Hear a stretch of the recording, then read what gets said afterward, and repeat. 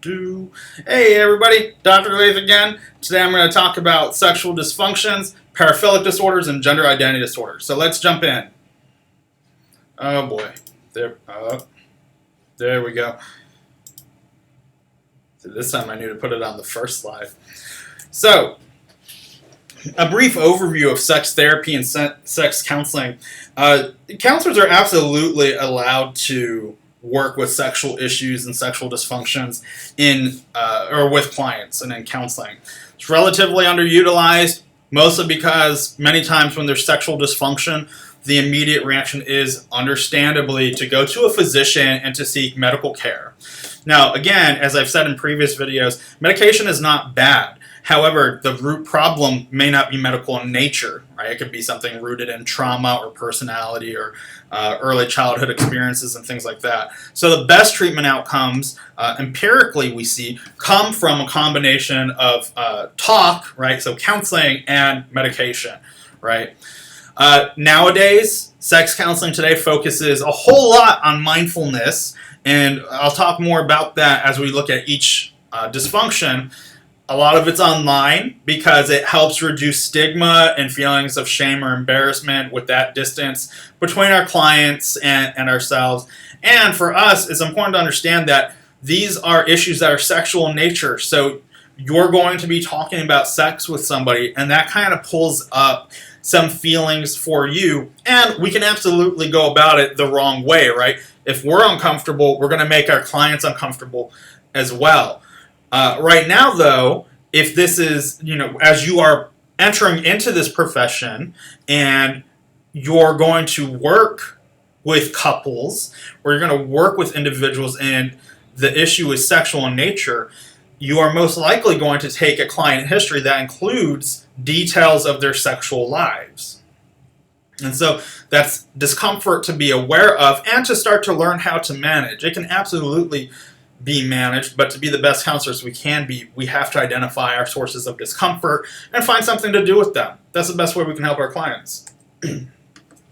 So let's just dive right on in, right? So first we start with erectile dysfunction, right? And so erectile dysfunction is not just an inability to have an erection. It might be that the guy gets an erection, but it is not sufficient enough to have sex, or the person starts with an erection and they engage in sex, and then they lose that erection later on during sex, right? And we would expect this to happen consistently, right? This isn't this one time it happened. When it's happening most of the time, the DSM specifies 75% to 100% of the time, then they become a candidate for this disorder. We would also specify, is it lifelong? Have they always had the erectile dysfunction, or were there times where they had sexual encounters where it was not there? And is it generalized, meaning that it's with every sexual experience or every partner, or is it localized, specific? It's only in these situations, it's only with this person or that person. And that idea about lifelong, those specifiers, lifelong, and then generalized or localized, you'll see that for each of these disorders. Premature ejaculation, right? So when the male finishes sooner than they wanted to, and it's happening so often that it is causing a problem. So again, it's not one time. It's not even a couple times. It's happening enough that it's either causing a lot of shame or it's causing a problem in a relationship. Delayed ejaculation. So this would be where the person is unable to reach ejaculation or orgasm and becomes frustrated, and eventually that becomes a problem because anxiety will start to form around having sex. And again, a person not finishing once or twice or three times is one thing, but when it's 75% of the time, then that's a different story. Just kind of rounding out, since the first three are more for men, we have one called male hypoactive sexual disorder. And this is essentially when a guy does not have as high a libido compared to other same-aged men. So this is based on the clinician's judgment. The DSM is very clear about this. And this is essentially the male does not initiate sex as often, doesn't have sexual thoughts, isn't experiencing desire. This is not the same as having different sex drives, right? If that person's partner, male or female, wants sex every day and this person says, I can't do that, I could do every other day, that's not the same thing. This is where the guy is not initiating sex, is not, they might shy away from sexual advances. I would expect there to be less reaction to sexual stimuli, right? So they're not wanting sex as much, and this would occur, this becomes a problem in the context of a relationship. You'll see I'm going to start at the bottom one. There is a female edition of that problem, female sexual interest arousal disorder. It is essentially the same thing. Why we don't have just one and why it's not called the same thing, or female hypoactive sexual disorder, I don't know. But you really see the political nature of the DSM in this chapter, right? The division of these things, and part of the division is normal, right? Erectile dysfunction is one that's inherently going to affect men, just like genitopelvic pain disorder inherently affects women. But when it comes to sexual interest, that's where you start seeing these differences, and you start kind of asking questions like, why is it different? But it's the same thing. There's not a whole lot of reaction to sexual stimuli, not a high sex drive, not a big interest in sex, maybe fewer sexual thoughts than compared to other women that same age.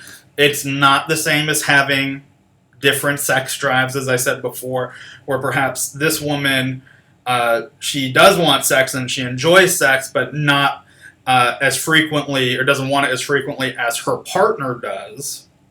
Right? That's just having two different sex drives.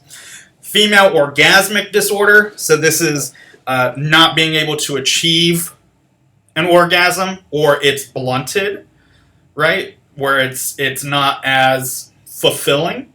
And we're specifying if it's been lifelong, if it's generalized, so I've never had an orgasm with anybody, or if it's specific only under these conditions, or with this partner. And you also specify for this one, has a person ever had an orgasm, right? Because that's important to know. If they've never had it, then that kind of helps figure out where might if they did have it and then they lost the ability, what happened. It gives you something to work with, and it gives them something to work with as well. Genitopelvic pain penetration disorder. So this is for women. So persistent, recurrent difficulties with one or more of the following: vaginal penetration during sex, vulvovaginal pelvic pain during intercourse or penetration attempts, fear and anxiety about the pain, and tensing or tightening of the pelvic floor muscles. So what's happening here is that the woman experiences pain during sex, and it might be that she's very nervous, it might be a past memory, it might be a comfort issue, it could be any number of things. And it happens enough, and there's enough pain for her to feel very anxious about having sex. So because of the pain that's occurred here, we now have fear and anxiety here, which is going to recirculate and feed this because there's so much tension.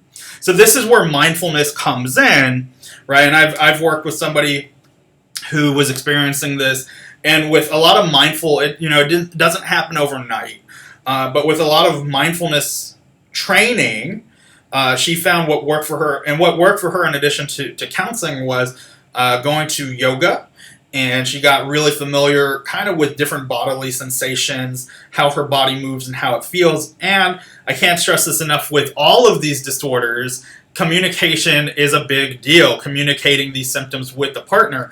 She communicated with him, it's not you, right? As maybe stereotypical as that sounds, it's not you, it's me. And he was very patient. She learned to relax her body in part by implementing what we worked on and what she learned through yoga. and she was able to have sex. Eventually, one time, something kind of was on her mind. I don't know if it was a school assignment. It was an everyday stressor, bills, homework, job stuff. And she felt the pain creep back on, and she communicated, I need to stop for a second. And then she practiced her mindful breathing, and they did some, they went back to just kind of connecting in a different way. And then once she was able to kind of calm herself down, this pain went away and she was able to re-engage with sex. So a lot of mindfulness, because what's happening by the time they're seeking counseling with you is this fear and anxiety is very high, and this just keeps feeding it, and that fear and anxiety keeps feeding the pain. So it keeps happening over and over again until we get in and we find a way to help them manage that pain, right? And then working through whatever other feelings might be there, the frustration, if there's shame, if it's really causing discord in the relationship. Now we switch to a different section, paraphilias. And these are unhealthy and very intense attraction to something. And the attraction is so great, the desire is so great, that there's almost, if not a complete, inability to not act on the idea or opportunity. And then people, kind of like with the previous disorder, they start to generate a lot of anxiety around the object of desire. So this is not the same as you someone really liking brunettes, or someone really liking broad shoulders, or someone really liking a certain style on a man or woman. That, having a sexual preference or being attracted to a certain type is not what we're talking about. What makes a paraphilia is the intensity of it, that it becomes problematic, and that person feels like they're not able to resist that object of desire. So let's just go ahead and start with the big one for this chapter, and everybody I'm sure has heard of pedophilia. And this one generates a lot of discussion. A lot of times new counselors really share their values around working or not working with people who have pedophilia. And it is a highly talked about, very scrutinized disorder. And if you want more information, I'm happy to provide it. So going over the symptoms briefly, this would be, again, an unhealthy and intense attraction to children, typically prepubescent. And the DSM specifies that the client, the person with pedophilia, is at least 16, right? They're older than 16. And they are at least 5 years older than the other child. So this is to eliminate pathologizing situations where there is an 18-year-old who's interested in a 15 or 16-year-old, or a 20-year-old interested in a 17-year-old. And that is not to suggest that there isn't a different issue there, it's just not pedophilia. With pedophilia, we're talking about an adult who's interested mostly in prepubescent children. And they may rationalize or intellectualize their behavior. Again, this is not the same as maybe an older adult liking younger adults, like a 60-year-old really liking 18, 19, or 20-year-olds. This is a 60-year-old liking 10, 11, or 12-year-olds, right? So prepubescent, though not, there can be teens involved. That has happened. Oftentimes, the person with pedophilia has experienced trauma in the past. They may rationalize or intellectualize their behavior. Rationalizing being, it was done to me, or better me than someone else. And intellectualizing would be, well, if we were in Victorian times, we would marry off children when they were 10, right? Finding a way to explain it. But again, this is a it would be an intense sexual attraction to children, and there would be an inability to not act on it, whether it be actually abusing a child or viewing child pornography or doing peeping Tom type behavior. And again, when going through these things, I'm just going to put up a disclaimer everybody should get used to. I'm not a lawyer. We're not debating whether or not, it'll come up, the Romeo and Juliet laws and what is appropriate and what isn't. Just going by the DSM as a clinician, it's an intense attraction to young children where the client with pedophilia is at least 16 and at least 5 years older than the other person, than the other child. Now, moving on to other things. And again, if you have questions about pedophilia, send me an email and I will help you out. I'll send you some information, some links, and help you as best I can. Other paraphilias, exhibitionism, so the flasher, right? This is a person who exposes their genitals to strangers, right? Unsuspecting strangers. That's what makes it thrilling for them, because if you know it's coming, it's not going to be as fulfilling. Voyeurism, watching unsuspecting people, so peeping Tom, watching people undress, watching them go to the bathroom, watching them have sex. Frauderism, so wanting to touch or rub on an unconsenting person. So you're on a crowded elevator, you're riding a crowded bus. I lived in Austin for a long time, and if you take the bus, it can get very, very packed, right? And so this is someone who's intentionally and sexually touching another person without their consent. Masochism, so wanting to be hurt.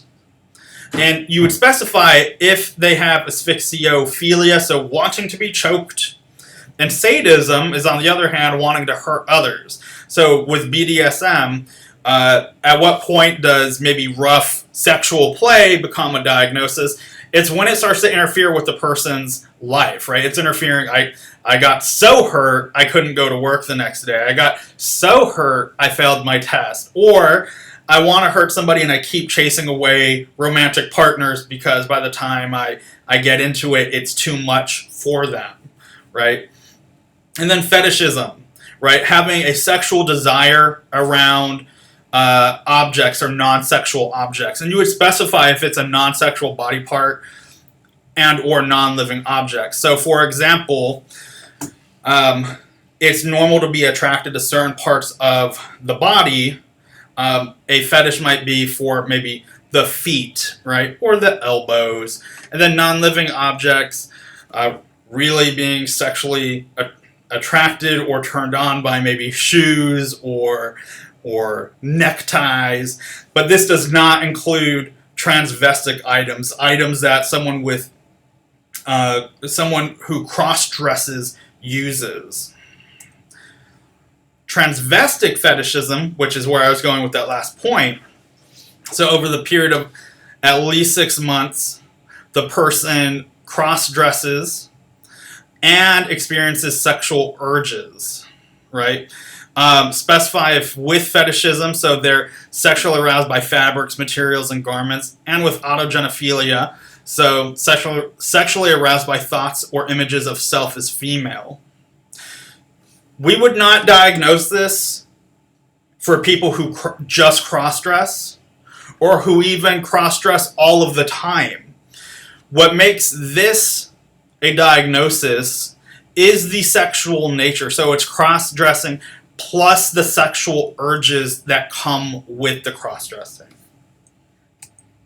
And finally, unto its own self, in its own chapter, is gender dysphoria, right? So this is for our trans community, being in the wrong body, right? So being born in the wrong body. I'm a man trapped in a woman's body, or a woman trapped in a man's body, right? So what is in the brain, what's in the mind, does not match with the body.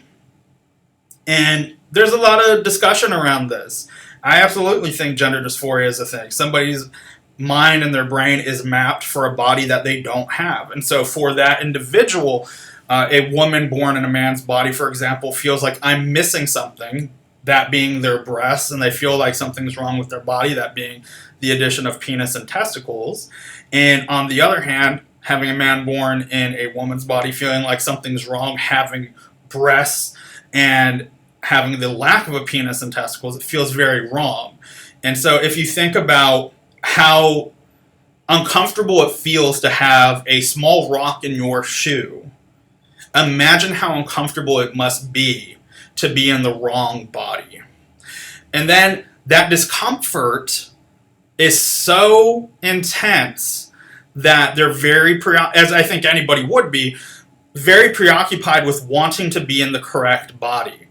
This can occur in childhood. You would specify if it occurs in adolescence or adulthood.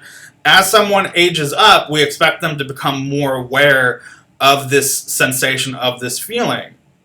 And so what happens is the person has gender dysphoria, and then after gender realignment processes, whether it's just hormone replacement therapy, if not realignment surgery, the dysphoria goes away because now my gender and my sex match, right? I had surgeries, I had the HRT, and now I don't feel uncomfortable anymore. I don't feel this wrongness. And so gender dysphoria exists with that person as long as they feel that they're in the wrong body. Once the realignment occurs, in theory, they would feel better. They wouldn't have this anymore. Now, if they still felt this is wrong, then this would persist and other steps would be taken, or other counseling would pursue other avenues to figure out what's causing the dysphoria. So this is one really big way that counselors can help the trans community by writing gender affirmation letters to support individuals who want to get realignment surgery, who want to do the hormone replacement therapy, to help this, because that is a necessary step in that journey. And so counselors should be aware that gender dysphoria is incredibly intense, and there are methods of working with people who experience it. Check out these great articles that I put on Blackboard for you, and if you need more information, let me know. That's going to do it for today. Oh, wait, no, it's not. We have one more slide to go. Sleep disorders. I'm not going to go over all the sleep disorders, just the ones you're likely to see, if you see them at all. Mostly because a lot of them require a sleep lab or monitoring to diagnose. So some of the ones that you're likely to see: insomnia, so an inability to sleep 3 times a week for 3 months. Hypersomnia, so despite getting plenty of sleep, the person is incredibly tired at least 3 times a week for a month. Narcolepsy, with apraxia, three times a week for 3 months, so falling asleep. This is a lack of energy. We usually see it occur after emotions, right? So after crying, after getting frustrated, even after laughing and celebrating, feeling a complete loss of energy. It's not just going to sleep and dreaming. It's that I feel like I have nothing left after emotional experiences. And then we have some parasomnias: the non-rapid eye movement, nightmare disorder, sleep talking, sleep walking, and restless leg syndrome. For most of these, you'll also have to work in addition to a medical provider to make sure that there isn't anything medical going on, and to check for the appropriateness of medication. Many of the other disorders are ones where they're sleeping but not resting, such as non-rapid eye movement. They're not getting to REM sleep and things like that. Require those overnight observations and brain monitoring and things like that. So they would be working with a sleep specialist. And then if there are issues such as past trauma or mismanaged anxiety or depression and things like that, coming in to treat those issues, and then we would expect these to alleviate. Okay, yeah, now we're done. I hope everyone's well. That's it for the semester. You made it all the way through. I'm proud of you. If you have any questions or thoughts or need additional help, always feel free to send me an email, and I will talk to you again soon. Take care. Bye-bye.